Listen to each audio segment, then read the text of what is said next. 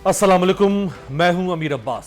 North America के एक बड़े मुल्क मैक्सिको में वहां की पार्लियामेंट ने कुछ दिन कबल अदालती इस्लाहात के हवाले से कुछ नई तरमीम मंजूर की, जिसके बाद मैक्सिको की सुप्रीम कोर्ट के 11 जजेस ने अपने ओहदों से इस्तीफा दे दिया। ताहम मैक्सिको की सुप्रीम कोर्ट के मुस्ताफी होने वाले इन जजेस ने मज़कूरा तरमीम को मुस्तरद करते हुए उनके तहत इंतखाबात को मुस्तरद कर दिया।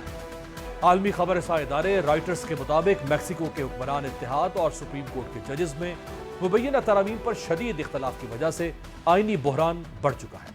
CNN रिपोर्ट करता है कि हुकूमत की नई तरामीम के तहत अब मैक्सिको में जजेस का इंतखाब पॉपुलर वोट यानी पब्लिक वोट के जरिए होना है। हुक्मरान इत्तेहाद की इन अजीब तरामीम के बाद मैक्सिको दुनिया का वाहिद मुल्क बन जाएगा जहां तमाम जजेस का इंतखाब आम वोटर्स करेंगे। हुकूमत के इस इकदाम की वजह से अपोजिशन की सियासी जमातें मैक्सिको भर में एहतजाजी मुजाहरे कर रही। पाकिस्तान में भी 26वीं आईनी तरमीम का तनाज़े अभी थमा नहीं था कि 27वीं तरमीम की बाज़गश्त अब सुनाई देने लगी। उस पर भी तनकीद का सिलसिला शुरू हुआ तो अब हुक्मरान इत्तेहाद का यह कहना है कि नई तरामीम नहीं आ रही बल्कि कुछ एक्ट लेकर आ रहे हैं। इस हवाले से तहरीक इंसाफ की पार्लिमानी leader senator barrister Ali Zafar ने दावा किया है कि 27वीं तरमीम ने आना ही आना है, चूंकि 26वीं तरमीम का असल मकसद पूरी तरह हासिल नहीं हो सका है। बाज़ तज्ज़ियाकारों की भी यही राय है कि 26वीं आईनी तरमीम में वाकई ऐसे नकाइस मौजूद हैं जिन्हें दूर किए बगैर आईनी बहरान पैदा हो सकता है। आइन के आर्टिकल 175A में चीफ जस्टिस के तकर्रुर का तरीकाकार तब्दील कर दिया गया है और उसके लिए शर्त रख दी गई है कि चीफ जस्टिस के तकर्रुर के लिए पार्लिमानी कमेटी कम अज कम 2/3 अक्सरियत से फैसला करेगी। इस शिक में यह नहीं बताया गया कि अगर 2/3 अक्सरियत पूरी ना हो तो उसका हल क्या है। उधर कौमी असम्बली का इजलास भी कल सुबह बुला लिया गया है, जिसमें मुमकिन तौर पर कुछ नई कानून साजी भी आ सकती है। ताहम अभी यह वाज़ेह नहीं कि वो किस नौयत की होगी। दूसरी जानिब अपोजिशन जमातें और वकला की बड़ी तादाद भी हुकूमत की मुतनाज़ कानून साजी की पॉलिसी के खिलाफ बड़े एहतजाज की सफबंदी कर रही है। अपोजिशन तो हुकूमत की क्रेडिबिलिटी पर सवाल उठाई रही है, लेकिन अब मौलाना फजलुर रहमान भी हुकूमत के मैंडेट पर सवाल उठाते हुए नए इलेक्शन का मुतालबा कर चुके हैं। इस सारी सूरत हाल पर बात करने के लिए हमारे साथ मौजूद हैं स्टूडियो में पाकिस्तान तहरीक इंसाफ के मरकजी रहनुमा रुकन कौमी असम्बली खैबर पख्तूनख्वा से जुनैद अकबर साहब, बहुत बहुत शुक्रिया आपका। अली गौहर बलोच साहब, साबिक रुकन कौमी असम्बली पाकिस्तान मुस्लिम लीग नवाज फैसलाबाद से उनका ताल्लुक है, बहुत बहुत शुक्रिया हमारे साथ वीडियो लिंक पर मौजूद है। जुनैद अकबर साहब, मौलाना साहब तो नए इलेक्शन का मुतालबा कर रहे हैं, आप नया इलेक्शन चाहते हैं या आप 8 फरवरी का ऑडिट चाहते हैं? बिस्मिल्लाहिर्रहमानिर्रहीम, शुक्रिया जी।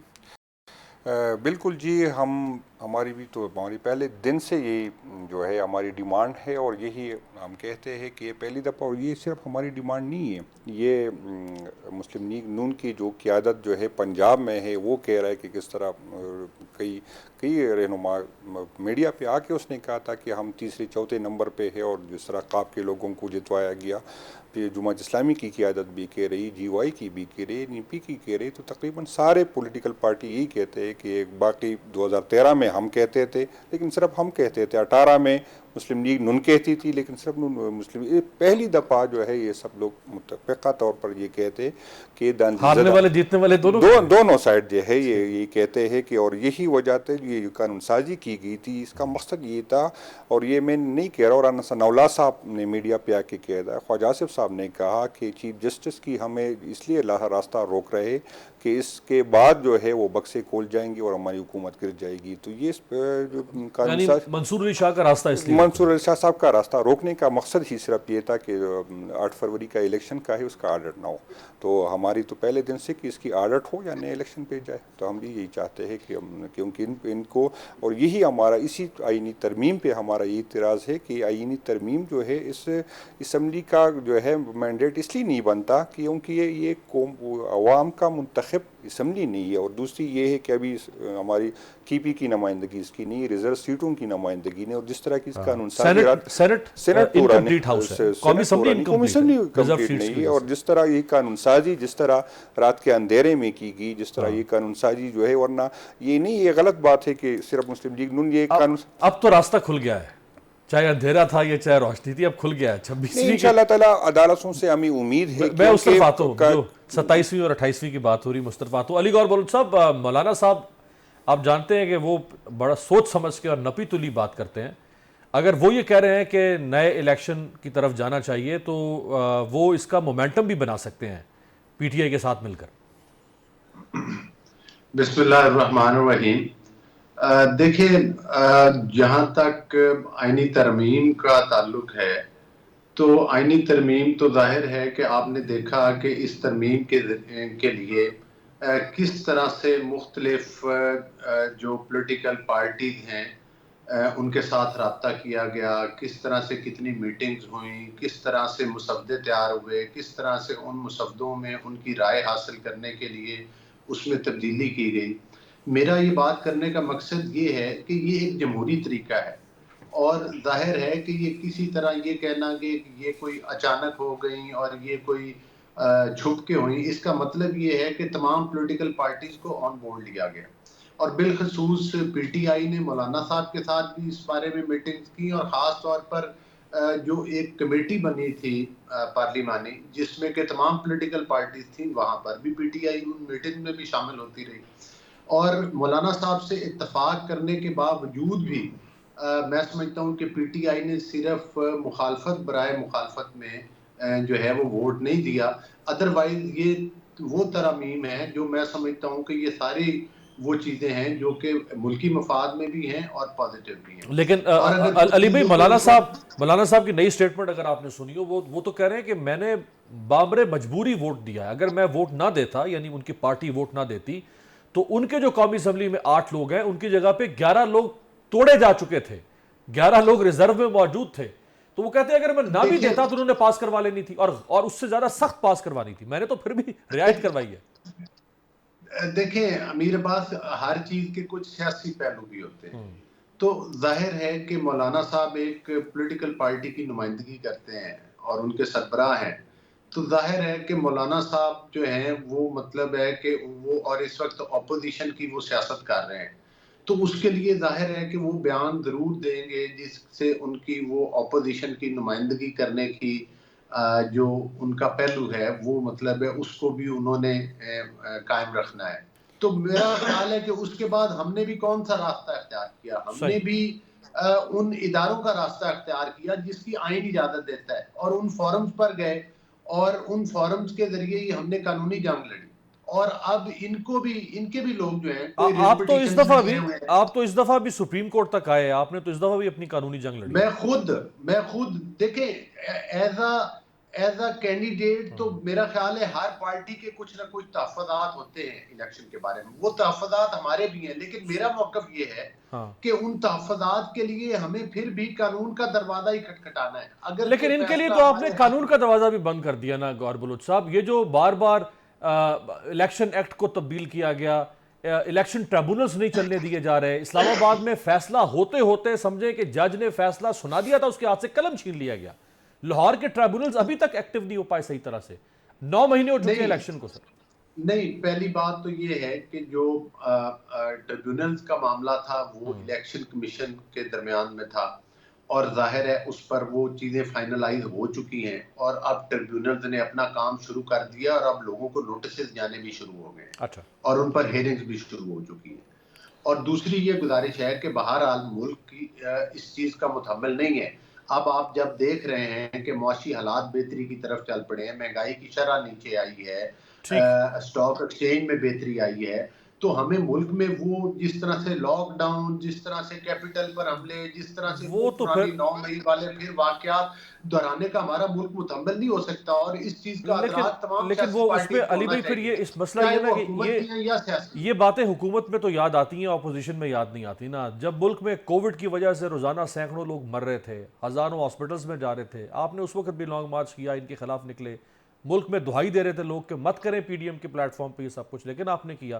ایک بریک آپ کی اجازت سے واپس آ کے قاضی فائزہ کے ساتھ جو کچھ اس وقت ایئرپورٹ سے لے کے لندن کی سڑکوں تک پر ہو رہا ہے، اس پر تحریک انصاف کے سیکرٹری اطلاعات کہتے ہیں شیخ وقاص کہ ہم بالکل اس کی تائید کرتے ہیں اور ہمیں اس پہ کوئی معذرت خوانا رویہ نہیں ہے. بریک کے بعد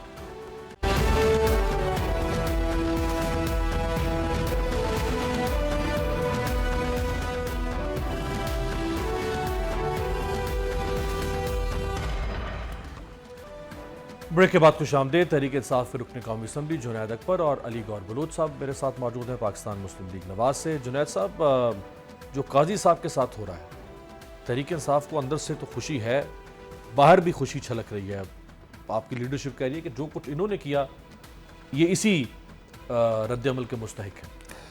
बिल्कुल जी, हम इस पे कोई ना हमें शर्मिंदगी है और ना हम उसकी मजम्मत करते हैं, क्योंकि जो उसने किया, जो इस मुल्क के साथ किया, जो अदलिया के साथ किया, जो अवाम के वोटों के साथ किया, क्योंकि अगर ये आरोज़ जो उसने जुडिशरी की जगह एडमिनिस्ट्रेशन के लिए सबसे बड़ा, सबसे पहले जो दांधी शुरू हुई थी उसी दिन से हुई। जिस तरह हमारे ब्यूरोक्रेट्स के ज़रिए मिलिट्री कोर्ट के में लोगों का आज तक पड़े हैं, उस पर जो है स्टे हुआ है। जिस तरह हमारे केसेस जो है हर केस में हमारा था, ये मैं नहीं कहता कि अब रेफरेंस हमने सही जमा किया था या गलत, लेकिन एक रेफरेंस हमारे इसके साथ इशू था। बार बार हम यही रिक्वेस्ट करते थे कि ये हमारा आईनी हक है कि एक जज पे हम अदम एतमाद कर सकते हैं। इसके बावजूद हर फैसले में वो बैठता और हर फैसला हमारे खिलाफ वो आता। तो अगर वो करे तो अच्छा है, अगर पीटीआई की तरफ से करे तो ये गलत है, अगर उसने गलत किया है तो आप भुगते। तो इस पे ये नहीं है। इसका मुनासिब तरीका आप क्या समझते हैं कि अगर कोई ऐसे ओहदे पर बैठा हुआ शख्स जैसे चीफ जस्टिस है या कोई सीनियर ब्यूरोक्रेट है, कोई और आला ओहदेदार जो अगर किसी के खिलाफ मुंतकिबुल मिजाज हो जाए और वो अपने ओहदे से जाए, तो उस पर क्या रद्द-ए-अमल होना चाहिए?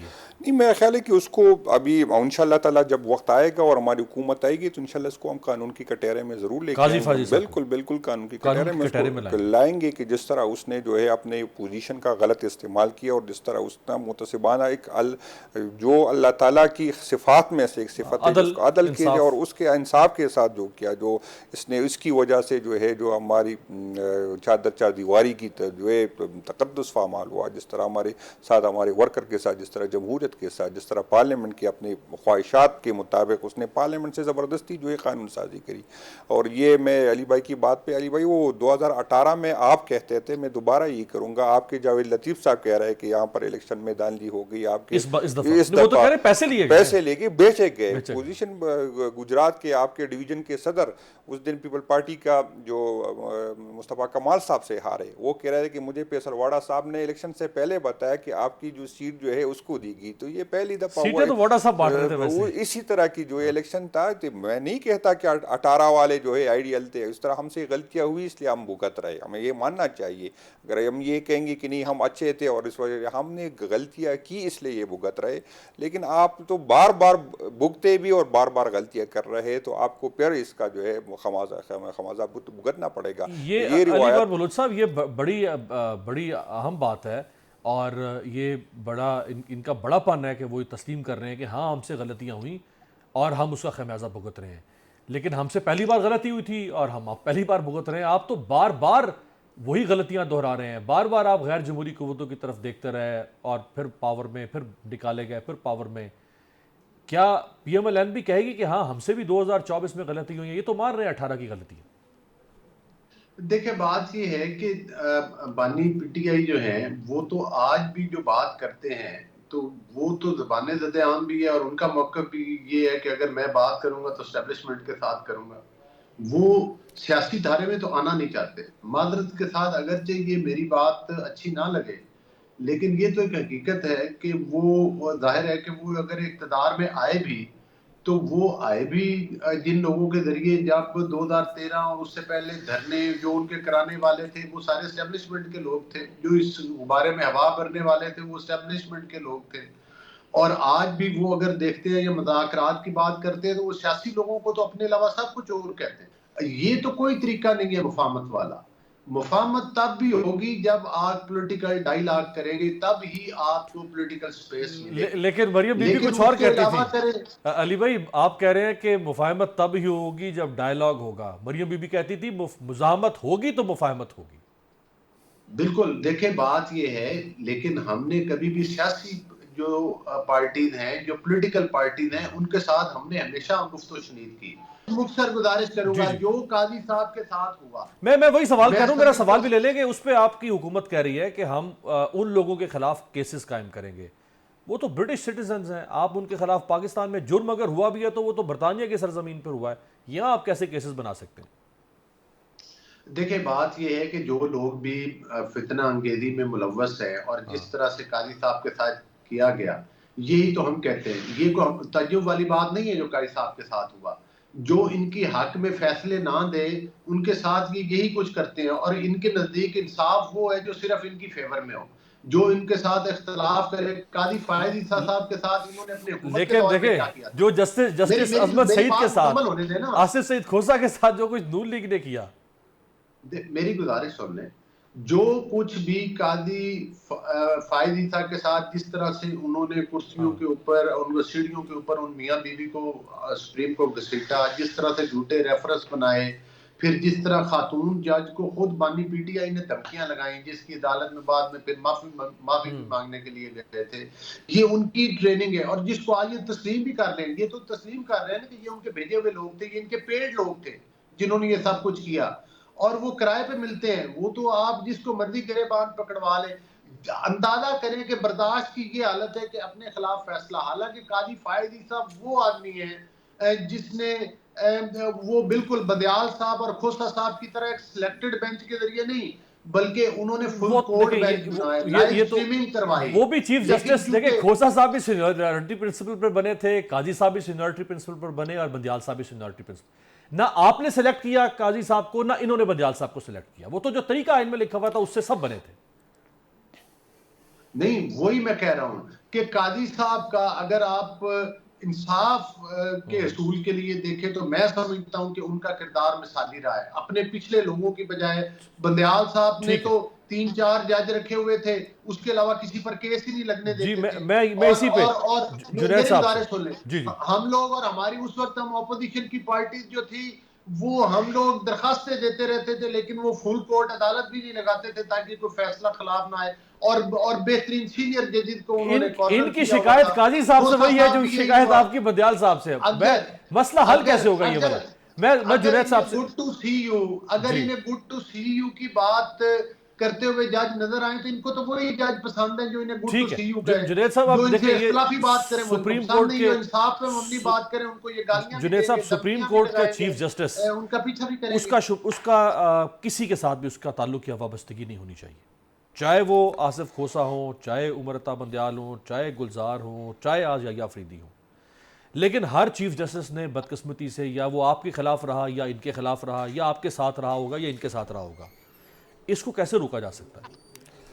نہیں، آپ صحیح فرما رہے ہیں، لیکن صرف میں یہ ریکارڈ درست کر لوں، گور صاحب نے فرمایا، صحیح فرمایا، یہ سپریم کورٹ پہ حملہ بھی ہم نے کیا تھا، وہ ضیاء الحق نے عمران خان کو بیٹا کہا تھا، پھر جج جیلانی جو ہے وہ عمران خان کو لے کے آئے تھے، یہاں پر ججوں کو ہم نے خریدا تھا چیف جسٹس کے، وہ پیسے بھی عمران خان نے دیے تھے، تو وہ بھی ریکارڈ پہ ہونے چاہیے کہ کیا کس نے کیا کیا۔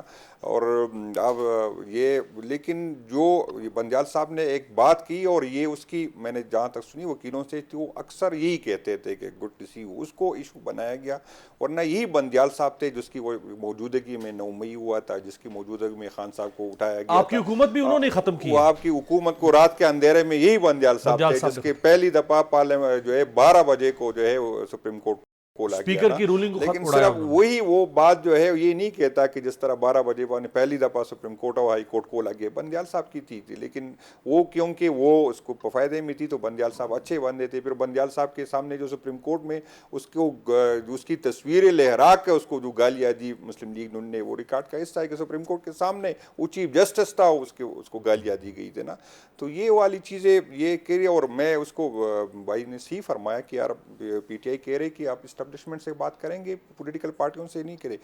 عمران خان بالکل یہی کہتا ہے، لیکن اسٹیبلشمنٹ سے وہ اس لیے نہیں کرتا کہ ہمیں حکومت دے دے، وہ یہ نہیں کہتا کہ ہمیں، وہ کہتا ہے کہ آئین نے جو حدود آپ کے متعین کیے اس پہ جائے، کیونکہ یہ اسٹیبلشمنٹ، لیکن یہی بات آپ نون لیگ اور پیپلز پارٹی کے ساتھ بیٹھ کے کریں نا کہ اسٹیبلشمنٹ کو ان کی حدود میں رکھا جائے۔ لیکن اس پارٹی سے ہم کس طرح بات کر سکتے جس کا اپنا اختیار نہیں، وہ اپنا انٹیریئر منسٹر نہیں لگا سکتا۔ گور صاحب سے پوچھے کہ ابھی تک محسن نقوی صاحب کو ایک دفعہ اسمبلی میں لے کے باوجود اس کے کہ ہر دفعہ یہ کمٹمنٹ کی جاتی ہے کہ یار وہ آئے گا، تو ان کی بیچاروں کو تو یہ اختیار نہیں کہ اپنا چیف منسٹر نہیں لگا سکتے، اپنا سینیٹر وہ نام دے کے کہتا ہے۔ جب آپ کے پاس اختیار ہو تو آپ کے ساتھ بات ہوگی۔ یہ بیچاروں کو یقین کرے، مجھے پہلی دفعہ شرم آئی کہ میں اس اسمبلی کا رکن ہوں، یہ نہیں، میں بالکل گور صاحب میں ریکارڈ کہتا ہوں کہ ہماری حکومت میں بھی یہ انٹرفیرنس تھی اداروں کی، پارلیمنٹ کے اندر بھی تھی، پارلیمنٹ کے باہر بھی تھی، لیکن اس طرح کی نہیں ہوا کہ ایم این ایس کو زبردستی 11 بجے اسمبلی اسمبلی میں لے کے آ گئے. 12 بجے بیچارے جو ہے سو کبھی کسی کو نیند آتی تھی, کسی کو اجازت نہیں تھی باہر جانے کا. تو یہاں پر قانون سازی ہماری حکومت میں بھی غلط ہوئی ہوگی. میں کہوں گا کہ غلط ہوئی, میں تو دوبارہ کہوں گا کہ اس لیے بھگت رہے کہ غلطیاں ہوئی, لیکن کبھی آئی سی جی نے یہ نہیں کہا تھا کہ یہ جو امینڈمنٹ ہوگی یہ وہ تو پی ٹی آئی کا نہیں تھا. کبھی یو این کے ہیومن رائٹس والوں نے نہیں کہا تھا کہ یہ قانون سازی جو ہے غلط ہوگی. پہلی دفعہ یہ لوگ کر رہے ہیں. اگر پولیٹیکل پارٹی اس بندے سے بندہ بات کر سکتا ہے جس کے پاس اختیار ہو, ان بیچاروں کو تو یہ اختیار نہیں ہے کہ کون. یہاں پر میں ان سے سنتا ہوں کہ وہ چیف منسٹر صاحب آئے تھے, خان سے ملا تھا اور ہماری حکومت تھی اور چیف منسٹر کو پتہ نہیں تھا کہ کس نے کس کو ملایا نا. تو یہاں پر آپ کے پاس اختیار نہیں ہے. وہ جو میں نے آپ سے اصلاح کا سوال کیا تھا, میرا خیال ہے اس کا جواب آپ نے دے دیا کہ اصلاح اسی صورت میں ہوگی کہ آپ لوگ اپنی اپنی غلطیوں کو بھی تسلیم کریں, جیسا کہ آپ نے تسلیم کیا کہ آپ کی حکومت میں آپ سے بھی غلطیاں ہوئیں. بالکل, اور آپ کے بھی غیر جمہوری رویے تھے. میں بالکل یہ کہہ رہا ہوں کہ غیر جمہوری رویوں کی وجہ سے جو ہے جس کا رول تھا اس کو ہم نے وہاں اس کو تک محدود نہیں کیا. اسی ٹائم ہمیں یہ اندازہ نہیں تھا کیونکہ ہماری پہلی دفعہ تھی. میں دوبارہ اب فیصلہ, لیکن ان لوگوں نے تو بار بار یہ ووٹ کو عزت دو کنارے سے ہی آئے تھے. اور اب فیصلہ بہرحال اب اس حکومت میں شامل جماعتوں کو بھی کرنا ہوگا کہ یہ اپنی غلطیوں کا احساس کر رہے ہیں یا یہ اقتدار میں آ کر ان غلطیوں کو مزید دہرا رہے ہیں. بہت بہت شکریہ جنید اکبر صاحب کا, علی گوہر بلوچ صاحب کا. ایک بریک پہ جاتے ہیں, بریک کے بعد ڈاکٹر خاقان نجیب ہمارے ساتھ ہیں.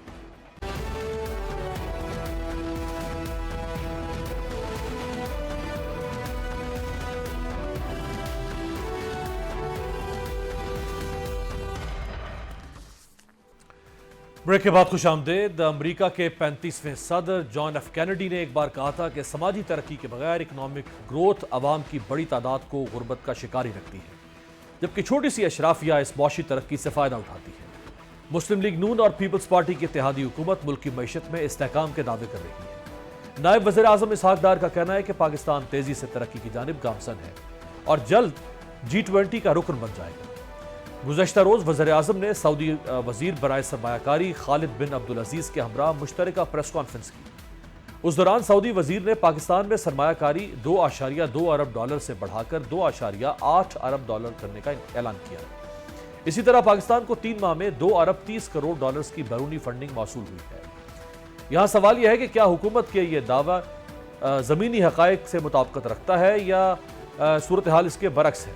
کیا معاشی ترقی کے ثمرات عام شہریوں تک پہنچ رہے ہیں؟ ان سوالوں کا جواب ورلڈ بینک کی پاکستان کے حوالے سے ایک حالیہ رپورٹ میں موجود ہے. عالمی بینک نے پاکستان میں رواں سال غربت کی شرح بڑھ کر 40.5% تک جانے کا انکشاف کیا, جبکہ معاشی استحکام کے لیے سیاسی اتفاق رائے اور IMF پروگرام پر عمل درآمد ضروری قرار دیا. عالمی بینک نے ڈیولپمنٹ اپ ڈیٹ رپورٹ جاری کی ہے جس میں پاکستان میں سالانہ 16 لاکھ نئے نوجوانوں کے لیے روزگار کے مواقع ناکافی قرار دیے گئے ہیں. رپورٹ کے مطابق 2023 میں غربت کی شرح 40.2% تھی. بڑھتی غربت کی وجہ سے سست معاشی ترقی, بلند مہنگائی اور اجرت میں کمی ہے. پاکستان میں قرضوں کی شرح اس سال 72.4% سے 73.8% تک جانے کا تخمینہ ہے, جبکہ اگلے مالی سال پاکستان کے ذمہ قرض کی شرح مزید بڑھ کر 74.7% تک جانے کا خدشہ ہے. رپورٹ بتاتی ہے کہ مقامی کرنسی کی ترسیل 14.2% سے بڑھ کر 16.1% تک پہنچ گئی, جس کی وجہ سے بھی پاکستان میں مہنگائی کی شرح میں اضافہ ہوا ہے. یہ خبر بھی سامنے آئی ہے کہ پاکستان کا IMF کے ساتھ طے شدہ میکرو اکنامک اور مالیاتی فریم ورک ناکام ہو گیا ہے. آنے والے چند ہفتوں مہینوں میں پاکستان کی معیشت کی آؤٹ لک کیا ہوگی, بات کرتے ہیں. ہمارے ساتھ موجود ہیں پاکستان کے معروف ماہر معیشت ڈاکٹر خاقان نجیب صاحب. بہت بہت شکریہ ڈاکٹر صاحب آپ کے وقت کا. کیسے دیکھتے ہیں آپ اس حکومت کو؟ تقریباً 8 مہینے گزر چکے ہیں اقتدار میں آئے ہوئے. ان 8 مہینوں کی کارکردگی آپ سمجھ سکتے ہیں کہ 1/5 آف ٹوٹل ٹائم تقریباً حکومت کا گزر چکا ہے. کہاں دیکھتے ہیں آپ؟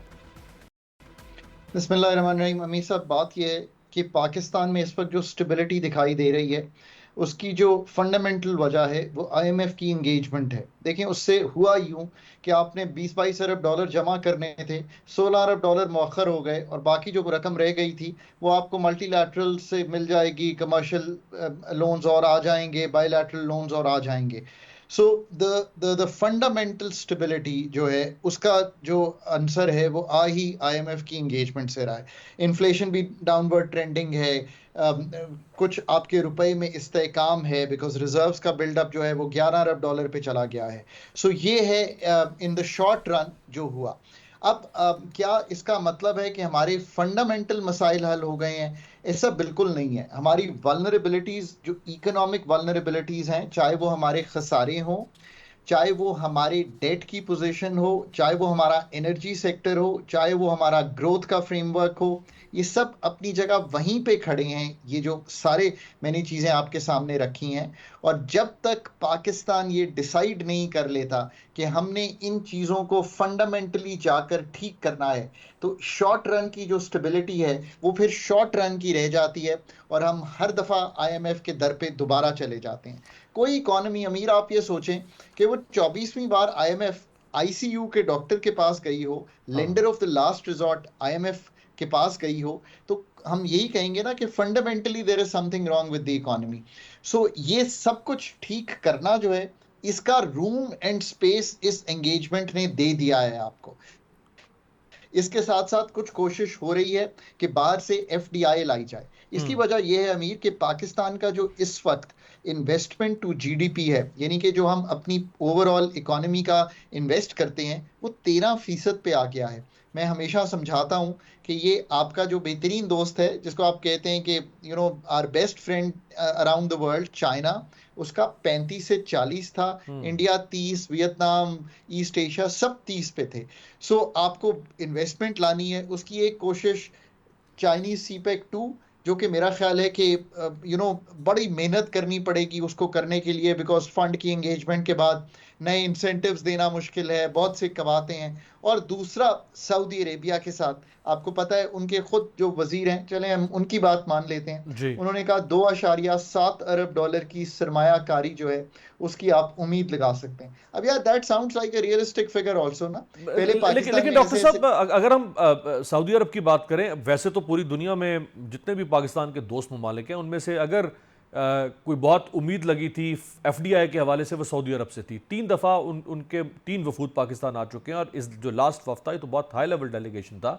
MOU تو آپ اور میں بیٹھ کے ابھی 10,000 MOU سائن کر سکتے ہیں. So what? آپ کی بات میں بالکل صداقت ہے. سو میں ٹیبل پر تھا تو ہم نے 2019 میں دیکھا کہ کراؤن پرنس پاکستان آئے اور 19-20 ارب ڈالر کے MOUs, ریفائنری اور کیا کیا ہوا. آج میں آپ سے 2024 ختم ہونے کو آیا ہے, یعنی کہ 5 سال قریباً گزر گئے ہیں, اس میں سے کچھ بھی جو ہے وہ مٹیریلائز نہیں ہوا. سو لیٹس ناؤ ہوپ کہ SIFC کی جو آپ کہیں گے شراکت داری ہے اس کام میں, جو ان کا امپٹس ہے, وہ یہ $2.7 بلین کو عملی جامہ پہنانے میں کامیاب ہو. کچھ مجھے لگتا ہے کہ ریکوڈک پہ پروگریس ہو سکتی ہے اور کوئی انویسٹر انٹرسٹ آ سکتا ہے. پر آپ یہ یاد رکھیے کہ میں بڑی ہمبلی یہ بات کہتا ہوں کہ we must be very realistic. PIA کی 6 بڈرز تھے, ان میں سے ایک نے بڈ کیا ہے, اور وہ بھی بڑا پالٹری اماؤنٹ $10 ارب کا بلڈ کیا ہے. میرا خیال ہے کہ ہم نے اس کی ریزرو پرائس ہی 85 ارب روپیہ رکھی تھی. So there are serious issues to be addressed to get the جیسے کہیں گے نا ambience of the investment in the country right, which require regulatory reforms, ease of doing business reforms, cost of doing business reforms. یہ سارا کچھ کریں گے نا تو you would sound less جیسے کہیں گے desperate and more like a destination for investment. I hope کہ آپ میری بات سمجھ گئے ہوں کہ یہ ہے اصلیت جس کو ہم نے ٹھیک کرنا ہے. میں پھر کہوں گا the good news is کہ ٹائم اینڈ اسپیس IMF کی انگیجمنٹ نے آپ کو دے دیا ہے. اگر آپ یہ سارا کام نہیں کرتے دین جیسے آپ نے کہا کہ 1/5 وقت گزر گیا ہے, باقی 4/5 میں اس کی ڈیلیوری جو ہے ہمیں دکھائی دینی چاہیے. میں نے 1/5 اس لیے کہا, ویسے تو 8 مہینے ہوئے ہیں, میں نے 1/5 اس لیے کہا کیونکہ حکومت ختم ہونے سے پہلے کے بھی جو 3-4 مہینے ہوتے ہیں اس میں بھی کوئی کام نہیں ہوتا ہے. وہ تو حکومت کی درست ہے, اس میں وہ اس لیے کہ جی الیکشن موڈ میں چلی جاتی ہے حکومت. درست ہے, اور مطلب دیٹس اے فیئر پوائنٹ. سو بہت فنڈامنٹل ریفارمز ہونے ہیں. مطلب انرجی سیکٹر ہے نا, پورا ریڈو کرنا پڑے گا آپ کو. مطلب آئی ایم سوری, اس کی ری آرگنائزیشن کرنی پڑے گی, پرائیویٹائزیشن ہے. لیکن آپ نے جیسا خود فرمایا ڈاکٹر صاحب آپ نے خود فرمایا اور آپ ہمیشہ جب بھی پروگرام میں تشریف لائیں آپ نے اس کو بات کو ری انفورس کیا کہ فنڈامنٹل چینجز جو کرونک ایشوز ہیں ان کو حل کریں، جو ڈپینڈنسی ہے وہ ختم ہونی چاہیے. اب ایک تو فارن ڈائریکٹ انویسٹمنٹ ہے، دوسرا آپ کی ایکسپورٹس ملک میں بڑھیں، تیسرا آپ کی ریمیٹنس ہے. ریمیٹنس سٹیگنٹ ہے، کوئی خاص اس میں $1 مائنس پلس سے چل رہا ہے معاملہ. ایف ڈی آئی 16 مہینے اس حکومت کے پچھلے، پھر 6 مہینے انٹرم گورنمنٹ کے، اب یہ 8 مہینے، یہ تقریباً 2.5 سال سے زیادہ کوئی ایف ڈی آئی خاطر خواہ نہیں آ سکی ہے. ایکسپورٹس بڑھ نہیں پا رہی ہیں. جو گھریلو ٹیرف ہے آپ کا بجلی کا وہ پڑوسی ملکوں کے یا قریب ہے یا ان سے زیادہ جا چکا ہے. اسی طرح انڈسٹریز اور کاروبار کے لیے ساؤتھ ایشیا میں سب سے زیادہ مہنگی بجلی ہم دے رہے ہیں. پاکستان کے جو صنعتی اور تجارتی شعبہ ہے وہ فی کلو واٹ آور کے حساب سے بھارت اور بنگلہ دیش سے بھی اوپر جا چکا ہوا ہے، جس سے کاروبار پر جو دباؤ ہے وہ بڑھ رہا ہے. سو یہ اب کہا تو جاتا ہے بار بار کہ جی فنڈامنٹل چینجز ہو کیوں نہیں پا رہی ہیں؟ دیکھیے جتنی آپ نے گفتگو کی ہے وہ سب ٹھیک ہے. کاسٹ آف ڈوئنگ بزنس میں بجلی اور ہماری ییلڈز کو بڑھانے میں فار ایگزامپل ہمارا اچھی کھاد، اچھا بیج، یہ میکنائزیشن، فائنینشیل انٹرمیڈیشن، اب یہ اتنے سارے کام میں نے آپ کے سامنے رکھ دیے ہیں. جیسے میں کہتا ہوں کہ سرکولر ڈیٹ تو صرف ایک سمٹم ہے اس ڈیزیز کا جو انرجی سیکٹر میں، گیس میں بھی، پیٹرولیم میں بھی، واٹر میں بھی اور بجلی میں بھی، سب میں موجود ہے، جس کی تشکیل نہ ہو کہ میں گفتگو ہمیشہ کرتا ہوں. ایکسپورٹ کرنے کے لیے ایک کمپیٹیٹو اکانومی چاہیے. اب آپ کا سوال جو ہے وہ یہ کہ یار یہ سارا کام اگر اتنا معلوم ہے آپ کو تو آپ کر کیوں نہیں لیتے؟ تو گزارش اس طرح سے ہے سوال کہ ویسے یہی ہے سادہ لفظوں میں. جی تو کرنا کس نے ہے؟ دیکھیے نا، آپ یہ کرنے کو تیار اس لیے نہیں ہو رہے کہ آج بھی آپ بلیو نہیں کرتے کہ آپ کو کہیں پہ کوئی پروفیشنل انڈکشن کی ضرورت ہے. میں ایک مثال دیتا ہوں. 11 پی ایچ ڈیز آتے ہیں آئی ایم ایف کی طرف سے پروگرام چلانے کے لیے، ان کا 11، وہ ہر سیکٹر کے ایکسپرٹس ہیں. آپ پوری ایک جنرلسٹ کی ٹیم کے ساتھ اس پروگرام کو ڈیل کرتے ہیں. آپ کی ہر منسٹری جو ہے، پیٹرولیم اٹھا لیں، پاور اٹھا لیں، ان میں اتنی زیادہ ضرورت ہے پروفیشنلز کی اس سارے کام کو ٹھیک. مثلا ٹیرف ری ڈیزائن ہونے والا ہے. امیر میں آپ کو ایک بات بتاؤں، ابھی جو ٹیرف آپ کے گھر بجلی کا بل آتا ہے نا، تو میں کہتا ہوں 100 یونٹ کے اتنے پیسے، 200 کے اتنے، 300 کے اتنے، 1000 کے اتنے، 2000 کے اتنے. یار یہ تو اس وقت تھا جب 70-80 کی دہائی میں جب پاکستان میں بجلی نہیں ہوتی تھی تو ہم کہتے تھے لوگ زیادہ نہ استعمال کریں، مہنگی کرتے جاؤ جیسے آج تو ریورس ہو گئی ہے. اب آپ کہیں کہ یار اگر یہ اتنی گفتگو ہے ڈاکٹر صاحب تو کر لینا جا کے tariff design, but tariff design itself requires professionals. سو اب وہ پروفیشنلز کہاں سے لائیں ہم منسٹری میں؟ اگر حکومت جب تک یہ طے نہیں کرتی، کوئی بھی حکومت ہو، کہ یہ بلیو کریں کہ 100 ارب کا سرکولر ڈیٹ جنرل مشرف چھوڑ کے گئے تھے، آج 2600 ارب کا ہے، کل حکومت نے خود اناؤنس کیا ہے. سو تواتر سے بڑھا ہے اور کوئی بھی ٹیم پروفیشنل نہیں اتاری گئی جو اس کی سرجری کرے. جی بہت بہت شکریہ. ماہر معیشت ڈاکٹر خاقان نجیم ہمارے ساتھ تھے. آج تک کے لیے اتنا ہی. آپ سے ملاقات ہوگی پیر کو. دیکھتے رہیے گا جمہوریت.